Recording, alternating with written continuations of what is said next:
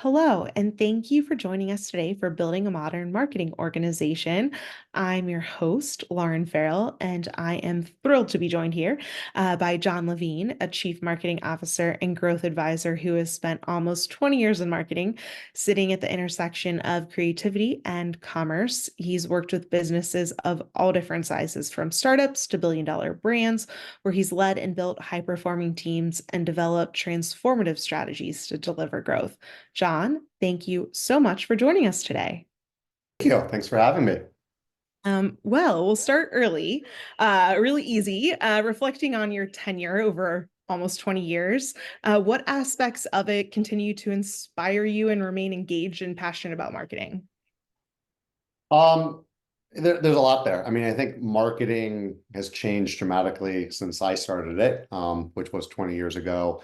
And I'd almost say that I started working more than 20 years ago in a career that was very different in finance and investment banking, but working with consumer brands. And I think, the biggest change that everyone sees is just the platforms, right? 10 years ago even, and 15 years ago, we didn't have all the digital platforms. We didn't have Meta. We didn't have Google. And so marketing was your more traditional brand marketing and awareness driven tactics. And, with the changes that digital brought out over the last decade plus, and changing every day, every year, has really made, me as a marketer need to continue to evolve. But also a lot of the tactics and things that we look at have to continue to evolve and change with those times. And so to really answer the question, like what's kept me excited, like is that change? I remember having a startup, I guess 10 plus years ago, that I like to tell people a lot when I'm working with new clients that if I started this business today, we would have crushed it. I mean, it's a perfect online business it was a perfect COVID type business, a stay-at-home type business. And yet we didn't have any of those tools. We went straight to retail. We got the product into Walmart and Target, but we didn't, we were trying to build some likes on Facebook at the time. And so, there's a lot of benefits to how marketing changed. I think there's also some things we can talk about when we're building a team, how I like to also look back on what's missed over the last couple of years. And I know a lot of people are talking about now, but about building brands. So that's kind of my take on it. Amazing. Well, we'll kind of start there. So, with that experience working from startups to, those large brands, what would you highlight as the major differences when you start your approach to building and leading marketing teams with such big difference in those environments? Yeah, I mean, I think the biggest thing is when I'm working with bigger brands, there's always going to be a marketing team that's intact, and that exists versus startups. Often it could be just a founder, it could be a founder and one other person. And so there's already going to be like that slightly different approach or maybe a big approach of like what's missing there. Talking about the startups first. I think for startups, it really depends on where the business is in its life cycle. Are we just launching? Are we, getting to $1 million in revenue? Are we in that 1 to 5 range? Because I think at any part of that journey, the team structure starts to evolve and change, both from the skills you need and also the types of people doing those skills.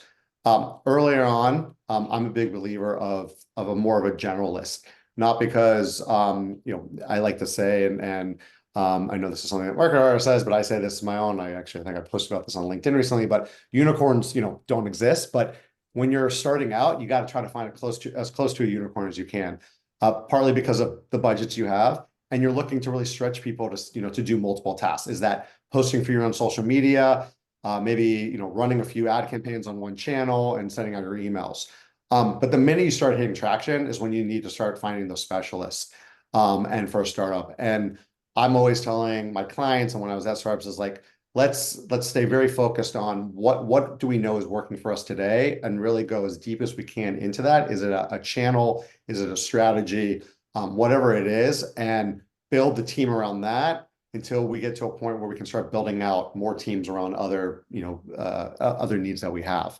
One thing I also find kind of I don't know, that's funny, but like I'm always thinking of startups is is they also they look at these shiny objects, especially in the Shopify ecosystem and all these like marketing, MarTech kind of stacks and all these tools you can use. And like, they think they can, add in 100 of these things that's just going to grow their business. And I'm always saying like, you still also have only one or two people. And so keep everything simple. So it has to do with your team simple, your system simple. What's going to sell is your product and putting it out there. We can talk about more about like how teams can play in that.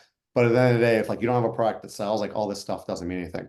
When I look at big companies and a lot of the ones I've worked with throughout my career, I think that's where, specialization becomes key across a lot of different channels and areas that the companies are focused on.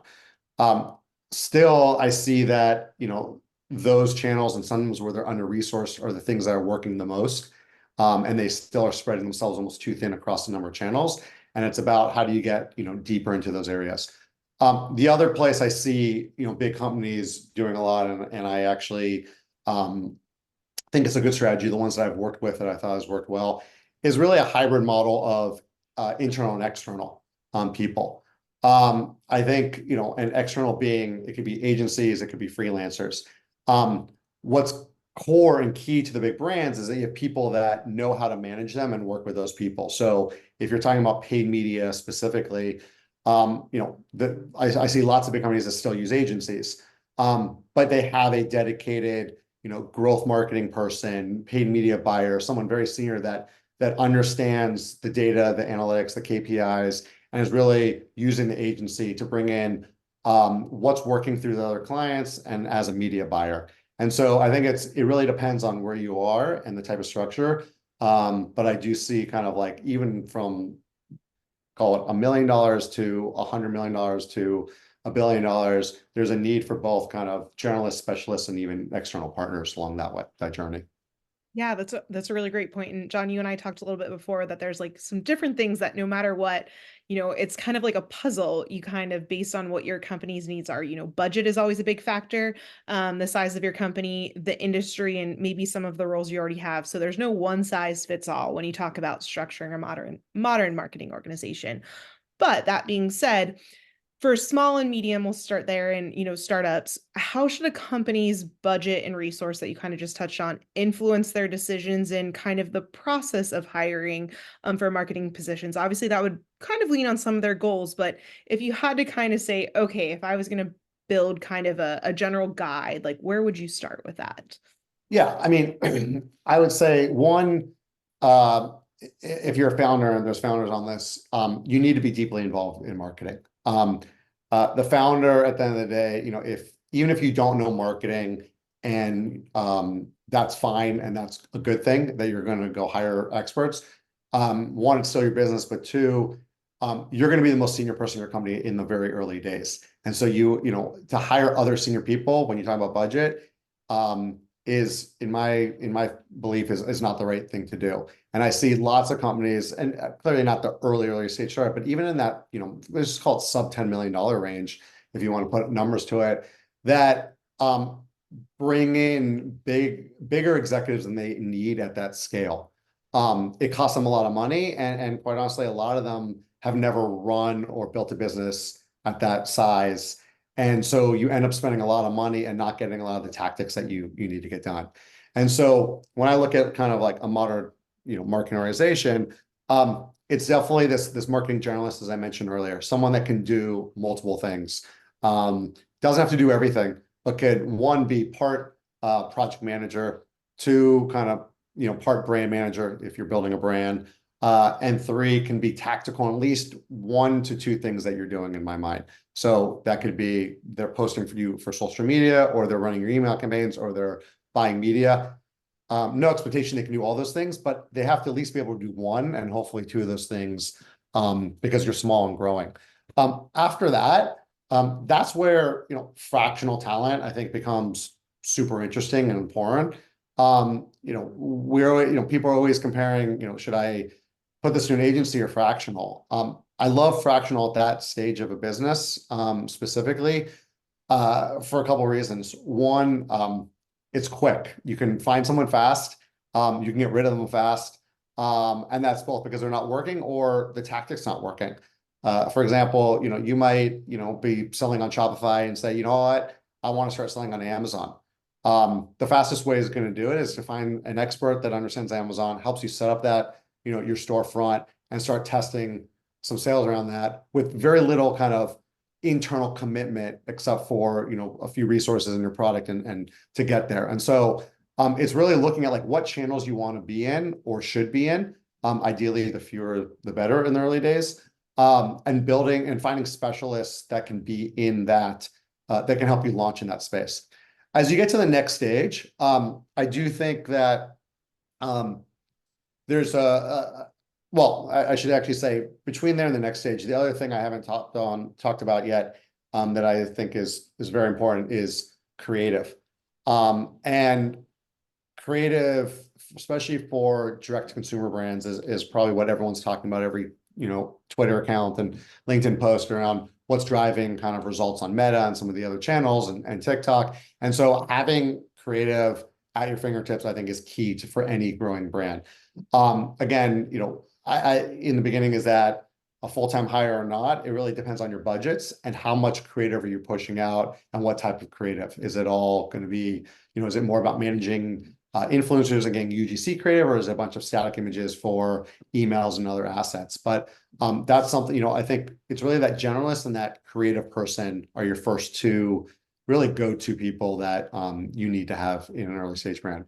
As that grows, it's going to really depend on what channels you're expanding into, and how sophisticated and how fast you're growing that you need to be managing those channels. So both from specialists to people that understand the data to, again, going back to creative, how much creative are you turning out? And so it's really at every step, it's looking back and like, what are we not getting to in what we're doing currently? And how do we continue to supplement that and either bring it in-house or find additional partners? And where do we want to go next in the company? And what skill sets and what kind of resources are we going to need there? And that's, we can get into specifics, you can ask me, but it's really how I look at kind of the building blocks as a company starts to grow. No, that's super helpful. And as it grows, you kind of hit on this, as e-commerce as an example, needing an Amazon marketer versus, a B2B tech company may or may not need that. So, what kind of do you use as the tipping point of deciding, hey, it's time to within our, move from the generalist to hire specialists? And how, when you decide that, do you decide that person is, fractional or a freelancer or an agency versus someone coming on full time to help the team grow? Yeah. I think usually when you're at that point, you've already done a few things. You have a product market fit, right? You have, and that could be on the e-commerce side, or it's lead gen that's coming into a funnel that you're closing sales for a SaaS business, or even, something that's more offline. But you've proven that out, that whatever you've done to date, even if it's word of mouth that's driving into that conversion, or it's an online lead that's getting to that conversion, it's working at that point that you're starting to grow and you're seeing this need to expand it. Often the question I start thinking about is, okay, this comes back to, where do you want to go next with the business? Is it about, we saw some online lead gen, let's talk about a B2B business, it's starting to work.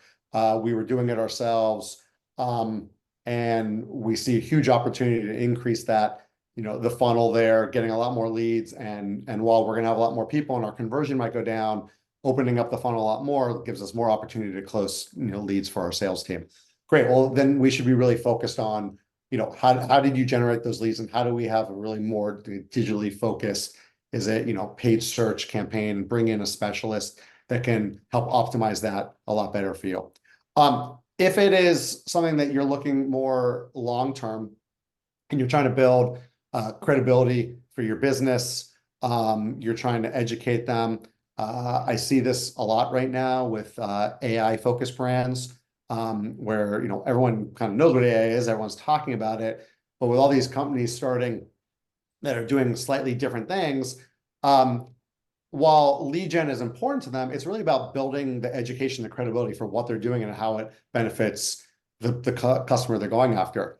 And so we start looking at, okay, if we have that long tail approach, are we looking at things like more top of funnel initiatives, more content marketing, other initiatives, events, things like that we can start building into? And if that's the case, what's the resource that we need there, and how long do we think we're going to need that resource for? And if it's something that we're seeing 6, 9, 12 months, then maybe it's something we start to say, yeah, let's look at, maybe this is a full-time hire that we hire in. This is going to be the long-term strategy for the business. If it's something that we want to still test and figure out, maybe we're not quite sure. For example, we're not sure if we want to go for an immediate, lead gen paid search initiative versus this long tail content marketing. Well, that's a perfect example. No matter what size company you are, that we can, we're fractional and freelance, makes the most sense to help set up the system, start to optimize campaigns, and figure out where is the growth really going to come from in the long term, and then we can make that decision. Is that someone we want to bring in house? I think the simple decision of where that crosses off is going to come down to budget in my mind. At some point, if it's a channel that is working for you and you're spending enough money on the labor to do that channel, excluding any paid media or any other thing you're doing, then at some point it does make sense to then bring it in-house and make it a full-time hire.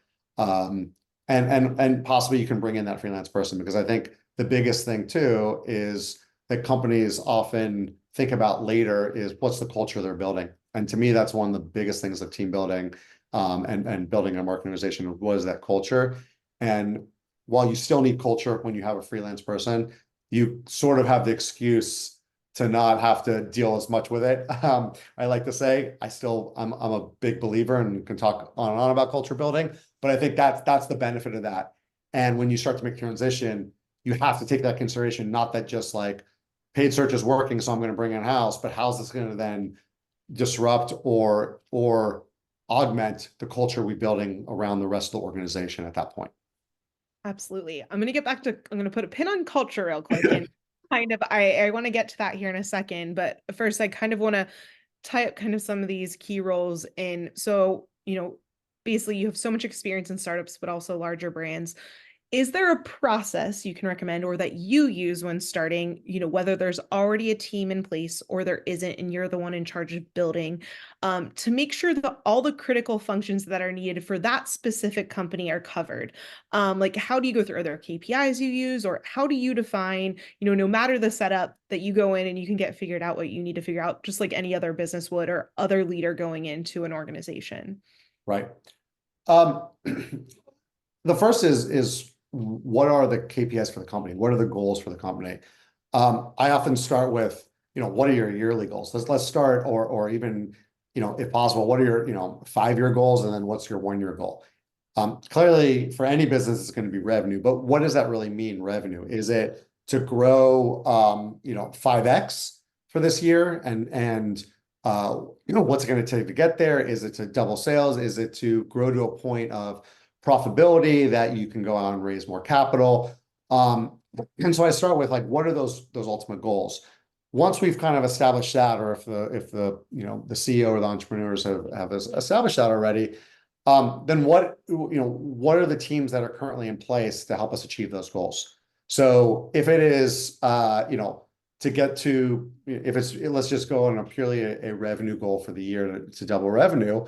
How are we going to double revenue? Where are we selling our product through?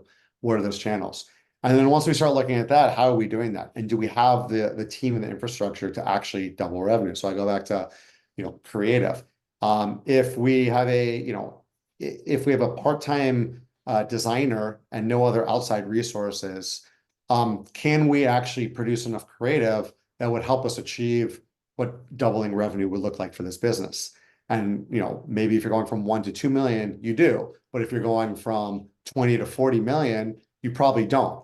And so, and I say probably, but that's where I started looking at it as both, like, and from an efficient standpoint, from a role like a designer, to, if it's media buying, how are we handling that? And if we're using an agency, what are we spending on the agency? And can we bring part of that in-house, again, freelance or full-time, want to save the dollars, but also have someone that we have for 40 hours a week and that's dedicated to what we need to do, and pulling all the levers to get there. And so I guess, long story short, I start with the kind of the highest goals of the business.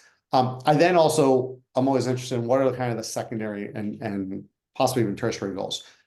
They could be, we want to do 2 or 3 collaborations this year, because we know that in the past collaborations have built our business.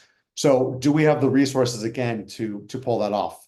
And what does that mean? Is it, brand marketing people? Is it project managers? Is it creative? Or we want to launch 3 new products, because right now we're a single SKU product. But the really way we had growth is 3 new products. I can talk about, like, do you have the right product team?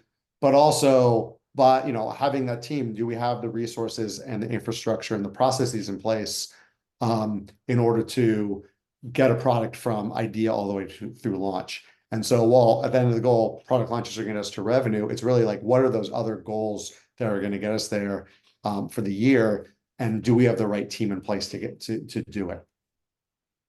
Yeah, absolutely. And speaking of the right team, we'll talk about culture. I think that's a really great insight, John, to kind of better understand, no matter where your role is or what type of company, there is a way to approach it. So in building, a team, do you look at it, and obviously this can vary by size. We, talked about the things that kind of lead to that, but do you look at cultural fit first for a marketing team, or do you look at it for the business as a whole? And how do you balance that, especially in, smaller companies that you're part of helping define that culture? Yeah, looking at it from marketing or the whole, I mean, I think culture has a ginormous effect and outweighed effect on the success of a business. I speak from personal experience in both bad cultures and good cultures. And what that can do to a business, from constant turnover among your team, to just people not being on the same page of things, to clearly we read articles all about toxic cultures and what that does to people and leadership leaving or coming. And so I think I would love to figure out and do a study someday or find the one, but I've read lots of things around this, but that culture at the end of the day, more often than not, and clearly there's always going to be those dynamic leaders that can take a business without that, will drive a business forward. So how do you do that? It starts from the top, really. And so I'm not here going to tell you what a good culture is, but it's what's the culture that the founder is setting for the business. Is it more collaborative? Is it going to be a very much a top-down approach, and kind of dynamic leaders? And the hiring has to then start that way. So if it's going to be a more collaborative approach, it's then finding people that are going to be collaborative leaders that you can then bring in to then build teams around that and build kind of transparent processes to bring everyone along. And so building culture is not easy. It's not about, when I wasn't in a fractional role and I was running teams, I used to say it's not about bringing in pizza for lunch once a week.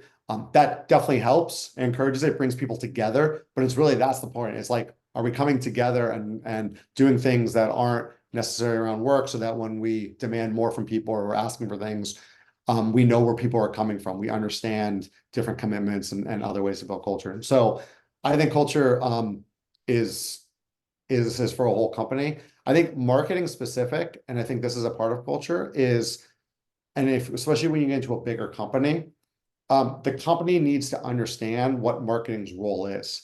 So sometimes in bigger companies, depending on the organization, if it's a completely marketing driven business, then marketing usually gets a lot of respect there. Often, marketing takes blame for when products don't sell and gets no credit when they do sell. And so I think it's important, as the companies get bigger, that the organization understands what marketing role, what's marketing's role. And marketing needs to do a good job is to explain and to show the rest of the company like what they're going to do to help disrupt the greater business that they're playing in. And so to me, that's a lot about the culture too being built, and how does marketing kind of stand for itself in there.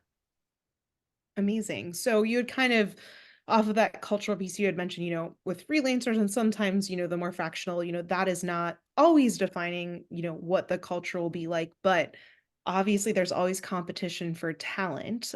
How do you attract that top talent, whether it's from freelancers or full-time or fractional, to make sure that they feel like they're joining a culture where either they're happy working no matter what the number of hours are, or that they feel that they're contributing something that's meaningful?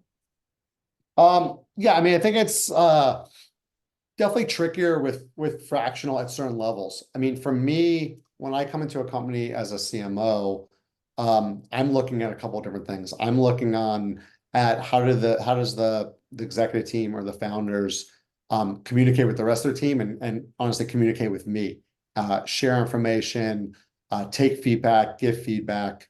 Um, I think there is I think the higher I like to say, the higher, I guess, the level of that you're coming in as a fractional person, or if you're a company or brand looking to bring someone in, you should be looking at someone that could be your full-time hire. And even if you never expect them to be your full-time hire, because you are asking someone to come in and give you both leadership and tactical advice on your business. When you get into very kind of specialized roles, culture is always going to be very important. I mean, if you are hiring a Amazon marketer, we were talking before, you know, understanding kind of how they work and how you work, and making sure that if you're someone that is, asking, needing constant updates all the time, that's part of the culture that you're asking for, and that your freelancer understands that. And what I hear a lot from founders that have hired freelancers in the past is, they'll hear from them once and they don't hear them for them for 10 days. And that might work for some people, but what the founder is telling me is that you need someone to almost act like a team member and be a team member. And so you need to help vet that in the process of finding someone. On the flip side, I'm always looking at both sides of it, and I ask the founder, are you helping to encourage that behavior too? Like, what is are you responding to them when they're asking for feedback and questions too? Because I see a lot on both sides where the founder is so busy and wearing 100 hats that is often not managing their freelancers the same way and just expecting it. And if you're building a team and a culture, it needs to be a two-way street there. And so I think a lot of that, when I'm working with especially in smaller businesses, is almost helping to coach that. Or if I'm bringing on a CMO, how can I take that off the founder, and understanding where they're coming from, and understanding, working with lots of founders over my career and in-house with them, not just as a freelancer, and seeing what they do. How can I kind of be that buffer for them, especially on the marketing side, so they can focus on maybe what they're great at, which more often than not was like they had an amazing idea, somehow got it made, or developed it, and started to sell. And that's why I haven't started something yet, because that's what they're great at, but I know how to come in and work with them and help them focus on where they can be best and manage the rest of the team, so that you get the best out of them. Amazing. Yeah. I think one of the things too, to kind of circle back to what you kind of mentioned at the beginning, and it kind of goes off of that, is you'd kind of mentioned how marketing has evolved so much in your time that you've been. And I think one of the biggest things is digital as a whole, even marketing where it is today versus 2 or 3 or 4 years ago, how quickly roles are evolving and like the contribution to culture and everything like that.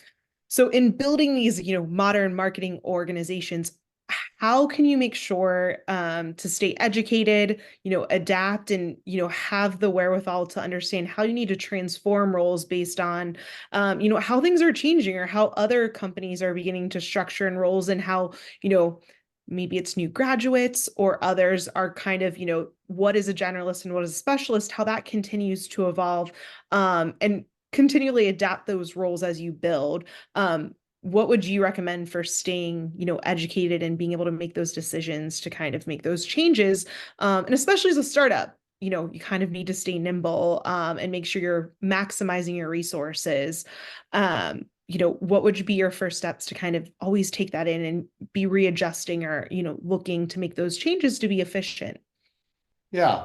I mean, there's a couple of different things that startups can do. I mean, and I think a lot of them do this part well, which is talk to fellow founders and other CEOs. I mean, understanding what they're doing and what's working for them, where they're investing in their people, is always a great place to start.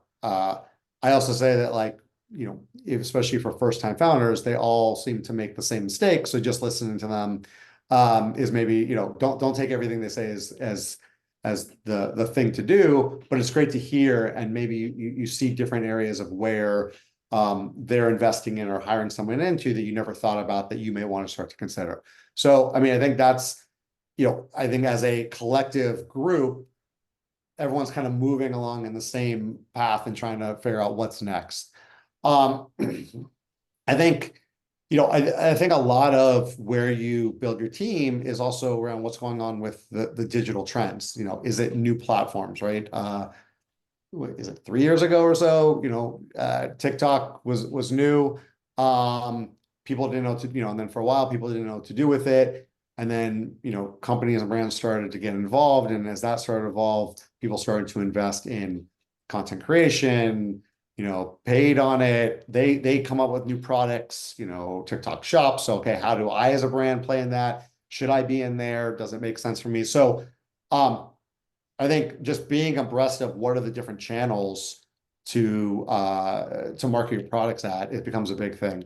I view, I mean, digital is a lot of what, if not the most of what we all consume every day and where brands partake. But it's just a continuation of the evolution of marketing from 100 years ago, if it was print or radio or then TV. And then we had, all these other things have come off of those things that we probably don't even remember. And some of these things come back, right? Print has been, on a run recently, catalogs, and everyone probably sees during the holidays the number of catalogs they get, because it's just other ways to engage audiences. And so I see digital as just another evolution of that. And as more platforms or tactics come around, just being in the know of what you're seeing and being a consumer yourself starts to think about, okay, how should I and how can my business play into this? Is it something that I have the product that either sells well here, or I have the content that I can put out there, and that can be on LinkedIn or Reddit or any of these channels. And so I think it's really those two things, like what are you seeing from a day-to-day basis as a consumer, and also what are your peers doing? Yeah, no, that's amazing. And I actually have a great question from a guest that literally ties exactly into that, which is AI. And I think going right into that digital side, how is AI redefining what a generalist is and what they do and what they're now capable of producing? And I would add on to the guest question too, of even in specialist roles, how does that help redefine and overall redefine what a marketing organization does? So I think for both of those things, it's similar but slightly different. So for the specialists, um, I'm hoping it's making their jobs just more efficient. They can do more in less time, which in the rapidly changing kind of digital landscape and how fast we have to move today, that's a huge benefit. So if you're still doing things that can be done through AI, and you start doing them in AI, you're gonna have an advantage over your competition because you can do them that much faster. Is it iterate on creative? Is it right? I'm thinking just marketing, right on copy. Is it analyze your data and then be able to make changes based on that data faster? And so the more you can adapt that, from a specialist standpoint, I think it just makes you more efficient and be able to move faster and get ahead of the competition. I think from a generalist standpoint, what I found, and this is my personal thing, and I've been playing a lot with AI, but is the thing that I think there are going to be certain areas that everyone talks about that might get disrupted, from a job standpoint. But at the end of the day, you still need to input the data, and I think the jobs are going to change more. And so, going to data, for example, maybe you won't need someone that understands how to crunch all the numbers and use Excel or Google Sheets and get to it, but they still need to understand numbers. They can't just give it to ChatGPT, get the answers, and be like, here it is. And so it's going to be about, as I was saying, like, what are the right prompts? So you better understand what are you looking for, and how do you want to see it, and what kind of story you're trying to see in the data. And then when you get the data back, what did it tell you? And it might give you some conclusions, but I think we all know that we can't rely 100% on what it's telling you. And so, not that it's wrong, but like, is it the answer that you were looking for, at the end of the day, to help you make a decision to move forward? And so a lot of the skills I think that are changing, specialists, but even generalists, is like, how do you give it the right information and interpret what you're getting back to then drive your business forward? But at the end of the day, at least what I've seen from marketing is how does it make us that much more efficient in what we do and be faster? And especially on the creative side, which I am only starting to dabble in, but working with a lot of great creatives that are doing that. I think it is becoming a game changer. Again, not because necessarily it's doing the work for them, but they can iterate that much faster for their, for their businesses or their clients, in order to, see, how that's going to impact results. Absolutely. I think that kind of ties in to one last question that I have, and then I'll get to kind of the rest of these from our guests is how, AI really helps marketing teams scale. And I think whether you're founder led as a startup or even as a billion-dollar company, like AI is making an impact. But with that or without that, how can you ensure that you're scaling effectively with the growth of the company? We talked about how different roles and different needs, generalists and specialists, but what would be, you've kind of highlighted in different ways, but concisely, how would you say kind of that those most important things you would prioritize to kind of, follow that as you grow? In general, or with AI, you're saying? In general, sorry. Yeah, yeah. Yeah. Separate from AI, I think AI contributes to that potentially, but How do yeah. you develop? How do you figure out the process? I mean, I think it's actually simpler to the question, at least if I'm interpreting it right, which is um, I'm a big believer in process, and not process to slow things down, processes to make you more efficient. So AI is one of those things. It's a process of how you prompt it to be more efficient, but process in general. Um, I think one of the biggest struggles I remember, even when I was in-house in a startup, was the constant fire drill, right? Everything's always on fire. I think every startup has it, so it wasn't unique to ours, but everything's last minute, everything's always changing. But what I always tried to bring to my team was, if we have a process, the 5-stage alarms become 1-stage alarms because we know what to do with them. If it's as simple as, we built out a 30-day email campaign, but we're changing things at the last minute. If you don't have that 30-day plan, it feels like a fire that never ends, that you're always making these changes. You're always, the CEO is always not liking anything. But actually, if you have the plan, it becomes more manageable. You start pushing things out. You're not thinking about, what am I doing next? You're like, okay, great. We're going to push things out 3 days because we want these more changes.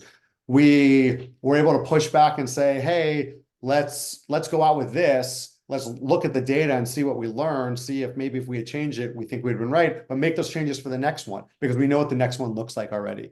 And so process allows you actually, I'm a big believer in, like, how do you set that up across everything from a really high level of, like, what's our marketing look like for the entire year, then all the way down to what's our email and social media look like and paid media. And while it sounds kind of obvious, if there are startups listening stuff, like, I imagine they have the same experience that I've had with 80% of the ones I worked with, which is it's always last minute. And one, there are ways to get out of that, but process helps at least get the team to feel like there's still a common, like, mission and what we're trying to achieve than just always reacting in the past. And so if that answers the question, kind of that building block. Yeah, That no, absolutely. approach. I think it's that proactive mindset, planning, setting goals, and not just flying by the seat of your pants anymore. Yeah. Excellent. So a question here is, what is your prediction for a new or disruptive channel or trend that you see here now or in the future? Um, it's a great question. I'm going to give you my softball answer to this one. Um, it is and people are starting to do this, and I at least from all the people I follow on the interwebs that are experts in this, that are experts in digital marketing and startups, I've talked about. But I like to say that I have, at least 10 to 15 years senior to them in that space, is that the idea of building a brand. So I'm going to talk specifically around e-commerce, although I think this applies to non-e-commerce businesses all the time. And I've worked with a lot of them. I've worked with financial services businesses, hospitality, SaaS businesses, but building a brand. And I think what happened was that was what you had to do before these digital channels. You had to build a brand to get awareness, to get people to understand why you were different, what your USPs were. And digital made it so easy. You could, throw something out there on Instagram. The algorithm worked for you. People clicked on it, they bought it, they liked it. For those who didn't, we've seen all those businesses go away because the product wasn't really that good at the end of the day. But there was a brand was never built, and we can have a whole panel on what a brand means because it's more than just a logo or anything. It's more than a community. But I think it is building that to building that out. And I think what I've seen a lot of people talking about, but I think they're not they either don't really know what it means, quite honestly, or have never built one, is the disruptive part is that's coming back. With all the changes to iOS and Meta and cookies and all these things, it's at the end of the day, these are just platforms to get your product known. But what's going to build you for the long term is building this brand, and it's every single touch point. It's from the minute they click on the ad to your website, the entire experience they have. When they hit that chat to talk to customer service or even pick up a phone, what is that experience like? When they're ordering, what that's like, what's the box look like when they come there? What's the collateral? What's the follow-up look like? And so I think a lot of brands have not invested in that because it also takes dollars to do so. But I've also seen, I would argue that that was a lot of the reasons why they've started to struggle. And why there's no, and I think there's probably some product issues too. So I don't know if that's 100% disruptive. I mean, I think disruption, I wish I could say I know what like true disruption is. The challenge of disruption is it comes from lots of different places, and maybe I'm not smart enough to know where that is, but I think there's a lot of tools. I mean, I think AI with creative is disruptive. I don't think we've seen the beginning of what it's going to do for creative. How fast we're going to be able to iterate, how we're going to not have to, invest a ton in photo shoots and other things, which I still strongly believe in. But like that, I think the disruption there, everyone's talking about, and we're seeing what, GPT is coming out with their video editor, but no one's really seen or played with it and what it's going to do. And I think that's going to be the big kind of like marketing push forward too. So on that side. Amazing. One last question here. Do you have any favorite AI marketing tools that you find well polished, or that you use? I mean, I use the obvious ones. I've had some new favorites that I've been using more for like my own productivity. I get no compensation from them or anything, but I discovered one called Read AI recently, which I think is kind of like Otter and all these note-taking things on steroids. Because it usually joins all my meetings. I didn't have it join this one. Takes notes like everyone else, but really summarizes them in a really compelling way, both the takeaways, but also the to-do lists. And then it has some fun features I haven't fully embraced yet, but I like to look at them, which it rates your calls. So it tells you, how many words per minute you were talking, how often did you interrupt someone, what was your tone like? Was it optimistic or downbeat? And so it's sort of a training tool as well to, how you're presenting on a call. So I've been having a lot of fun with that one. I'm trying to think if there's any others. There's a few other tactical ones that I would say the UI is not great, but it definitely helps get the job done. And I love kind of, I guess, I don't know what they're calling it, but the app store of ChatGPT, because I'm finding a lot of interesting things in there for different topics or subjects, and playing around with that. Amazing. Yeah, I think that's absolutely ChatGPT is a game changer, and especially those integrations. It's definitely a game changer. So we're about out of time. So one quick last question for you, John, and can't thank you enough for joining us here. In kind of looking back and kind of all we covered today and building a modern marketing organization, what would you say is one of the most important things for any leader to remember? Is it prioritizing roles, culture, collaboration? Is it a mixture of everything? There's no secret recipe, but what if you had to focus on one thing, what would you say to prioritize on day one? Um, God, it is a combination of all those. I think my one of my philosophies is pretty simple, which is just fail fast. Um, I think that is very pertinent to hiring, right? If something doesn't work or if an agency is not working, a freelancer is not working, a full-time person is not working, that's where it gets more complicated. I think that's the benefit of those two. But you switch it out. You don't have time to see if it's going to work out.